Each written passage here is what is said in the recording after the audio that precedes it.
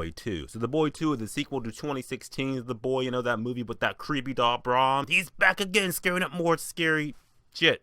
He's back. But is the movie good? I'm gonna say the sequel is serviceable sequel. It's not the worst horror movie I have seen this year, but it's also one of the movies that I'm just like, it could have came to Netflix and we'd have been perfectly fine. It's got a theatrical release because, you know, I guess people wanted a sequel to that movie from like, what, four years ago? I thought the movie itself, the first one, was just like, you know, it was okay, it was serviceable, and I was like, that ending was surprisingly effective. I did like the twist. And now we got a sequel for it that just pretty much just adds more lore, more scares, and more, well, not really scares, just more Brahms as being, you know, creepy. I went to the movie thinking like, okay, I know what the plot is going to be in this movie, just based off the trailer. And more or less, I can surprisingly say that the plot wasn't what I thought it was going to be, and that's the point. Okay, then I could be like, okay, it's not entirely predictable, but it is familiar. You've seen this movie before, trust me. I'm going to pros and cons, but I believe that The Brahms, The Boy 2, it comes out officially tomorrow. If you want to check this movie out, well, here's what you need to know about it. Acting in the movie, Katie Holmes, she's the one pretty much carrying this movie, her and her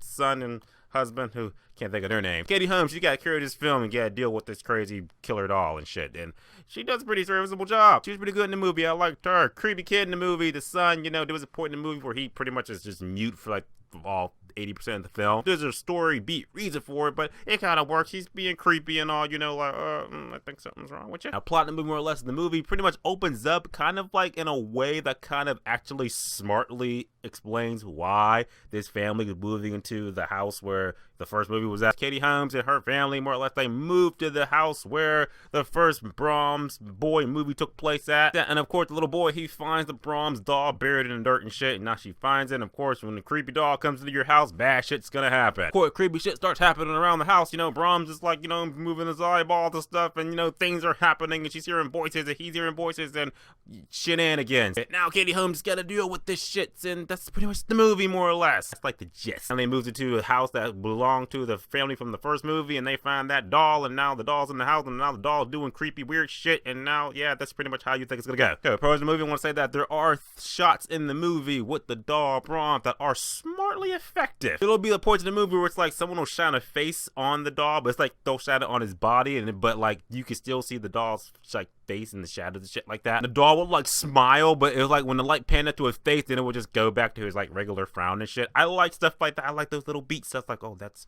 effective. Because I saw it with someone else. I was like, did you see that? And she was like, no, I didn't see that. I gotta have that equal eye. And Brahms, like I said, the doll itself is creepy and everything like that. And I did like they used the doll more in this movie than they did in the first one, because he was more supernatural, I will say. They pretty much is like a cross between Chucky and Annabelle. Like pretty much the first Child's Play and Annabelle one. That wasn't a good one. Fuse those two movies together, that's pretty much what you get in this movie. That's why I said it is familiar, because you've seen the plot of like, oh, it was the doll that did it. It was the doll that pretty much flipped that table over and just pretty much caused all this shit. The doll did it. The doll did it. But when the movie being familiar like that, it does run into that element where you're just like, if the family, especially the mom, if you know that if this doll is something's wrong with it, something's weird, just get rid of it. There was only a point in the movie where the doll was sitting like on the couch or whatever, but she was like adjacent to it, and then she turns and the doll is gone, pretty much in the other boy's room and shit. Like the doll teleported. You saw that with your own eyes. We're hallucinating that shit. Yeah, Brahms would have been in the wood chipper that night. He'd have been gone. Movie would have been over, and then that'd have been that. And the Boy 2, I didn't have a shit time with it. One of the movies I'm just like, see it with a chick or with your friends or whatever, just go movies, see it on a discount day though. Don't pay full price for this shit. You'll pretty much be entertained for the first hour and 30 minutes that you got of your time. You'll be like, oh, well, this is a nice Thursday night. I don't mind it. Brahms, The Boy 2 is a 4 out of 10, which is just okay. It's not complete shit, but it's one of the movies that's going to be like, it wasn't bad, but at the end of the year, it's going to be a cliff note in your movies that you saw this year. Like, oh yeah, The Boy 2. I remember that kind of. As always, guys, subscribe. Until next time. Here they come.